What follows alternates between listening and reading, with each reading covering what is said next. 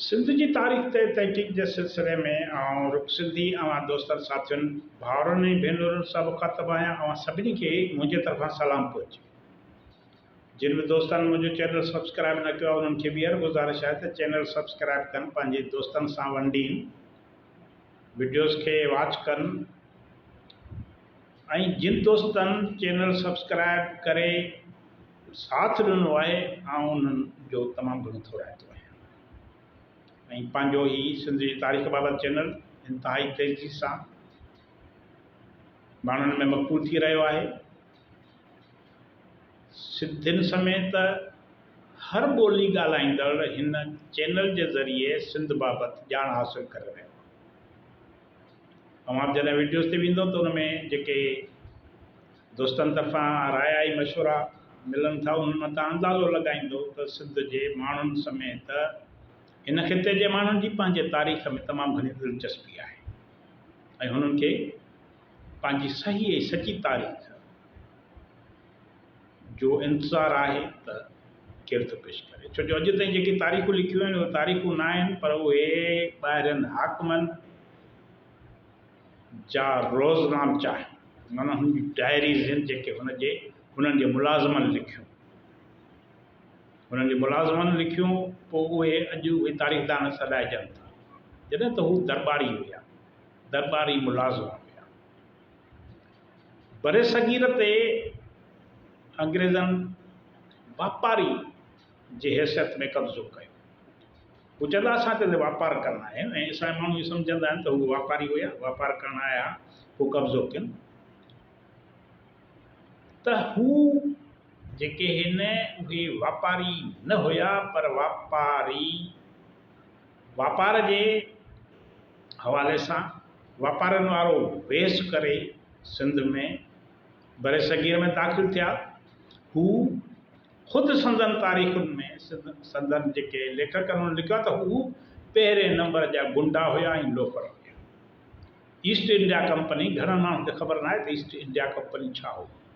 हू सम्झंदा को वॾो वापारी इदारो। हू वापार जे बहाने मुख़्तलिफ़ मुल्कनि ते क़ाबिज़ थींदा विया, उन्हनि जी दौलत लुटणु हुननि जो कमु हुयो। इन करे पंहिंजे ईस्ट इंडिया कंपनी में जेके बि मुलाज़िम हुया, ऑफिसर हुया, उहे सभु गुंडा हुया, बदमाश हुया। हू हितां छा कंदा जो सस्तो माल ख़रीद करे पंहिंजे इलाइक़नि में पहुचाईंदा हुया, वञी उते विकिरो कंदा हुआ। उन सां गॾोगॾु जंहिं देश में हू अची दाख़िल थींदा उन्हनि जी जासूसी कंदा हुया त हिननि जी ताक़त छा आहे, हिननि जूं कमज़ोरियूं कहिड़ियूं आहिनि, हिननि जे इलाइक़े ते कब्ज़ो कीअं कजे, इलाइक़े जी सर्वे कराईंदा हुया, घटि घेड़ जाचींदा हुया। गद्दार जेके हूंदा हुआ उन्हनि खे ख़बर पवंदी त हीअ माण्हू असांजो साथ ॾेई सघनि था, उन्हनि खे नवाज़ींदा हुया, गद्दार पैदा कंदा हुया, नवां पुराणनि खे बि हथु रखंदा हुआ, पर नवां पंहिंजा गद्दार पैदा कंदा हुआ। ऐं पोइ उन्हनि रस्ते उन्हनि मुल्कनि ख़ितनि में मक़ामी हुकूमतुनि ते कब्ज़ो करे उन्हनि खे पंहिंजे तसलुत में आणींदा हुया। हुन अधु दुनिया ते कब्ज़ो कयो अंग्रेज़। हू हितां सोटी कपिड़ो, बरे सगीर मां सोटी कपिड़ो, कारा मिर्च, नीर, आफ़ीम, रेशम, लाख जेका आहे सस्ते अघ ते ख़रीद करे पंहिंजे देश में मोकिलींदा। सोन, कीमती जवाहरात, कचो रेशम, घोड़ा। हाणे इहे सभु जेके आहिनि अंग्रेज़नि जे मार्फत हिते ईंदो ऐं हितां वरी छा वेंदो, सोटी कपिड़ो, कारा मिर्च, आफ़ीम, रेशम। अंग्रेज़ जेके आहिनि बरे सगीर में नंढे खंड में वापारी जे वेस में दाख़िल थिया। हिंदुस्तान सां वापार लाइ हिकु वापारी कमेटी ईस्ट इंडिया कंपनी जे नाले सां जोड़ी वई। ही सन 1600 ईस्वीअ में इंग्लिस्तान जे सरकार खे मंज़ूरीअ लाइ दरख़्वास्त ॾिनी वई त असां ईस्ट इंडिया कंपनी जे नाले सां कंपनी जोड़े इंडिया वेंदासीं, बरे सगीर में वेंदासीं, पोइ उते वञी उहो ई कमु कंदासीं जेको तव्हां चाहियो था, पंहिंजे हुकूमत खे चयो। हाणे इन कंपनीअ हिकु ठाराउ हुयो, उहो पेश कयो पंहिंजी हुकूमत खे, लिखी मोकिलियुनि त असां उते छा था कयूं। हाँ इन जो हुननि इंग्लिस्तान सरकार के पंहिंजी एजेंडा मोकिली उन ठहराव में लिखियल है तो कंहिं भी ज़िम्मेवारी के कम ते माना ईस्ट इंडिया कंपनी के कंहिं भी ज़िम्मेवारी कम वारे कम ते अहम कम ते ईमानदार माण्हूअ खे न रखियो वञे। छो जो किथे ईअं न थिए जो शरीफ़नि के नौकर रखण जे करे कंपनी जा माण्हू शक में पइजी न वञनि। माना कंपनी जा माण्हू जेके शक में इन करे अची वेंदा त शरीफ़ माण्हू हूंदा त कबाए धूड़ ॾींदा, बदमाश लोफर हूंदा त उहे फुरलुट करे माल पहुचाईंदा।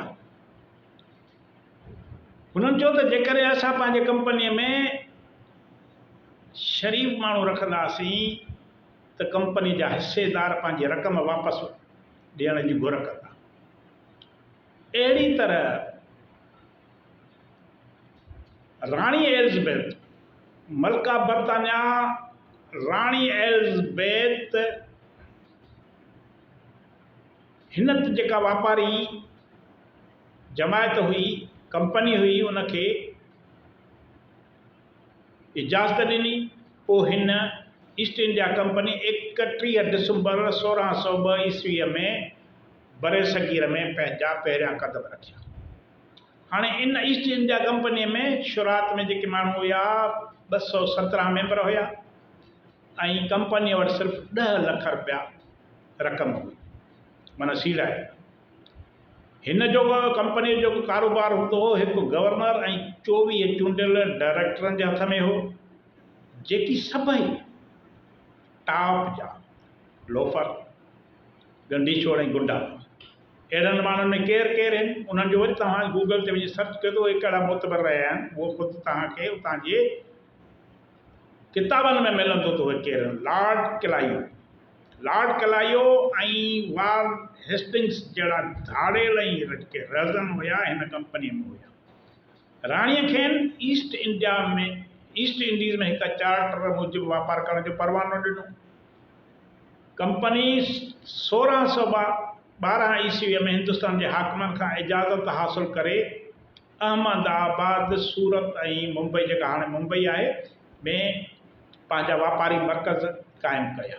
माना हिते अची हितां जे जेके हितां जा बादशाह मक़ामी हुया उन्हनि खां इजाज़त वठी पंहिंजा अची वापारी मर्कज़ बाबा वापारु करणु पाण आया आहियूं पंहिंजो तव्हांजो ख़ैरु हुजे तव्हांजे जेको आहे सो सिर वक़्त जो ख़ैरु हुजे तव्हांजूं बादशाहियूं क़ाइमु हुजनि पाण वापारु कंदासीं सुठियूं सुठियूं शयूं तव्हां आणींदासीं त बादशाहनि खे ॾींदासीं।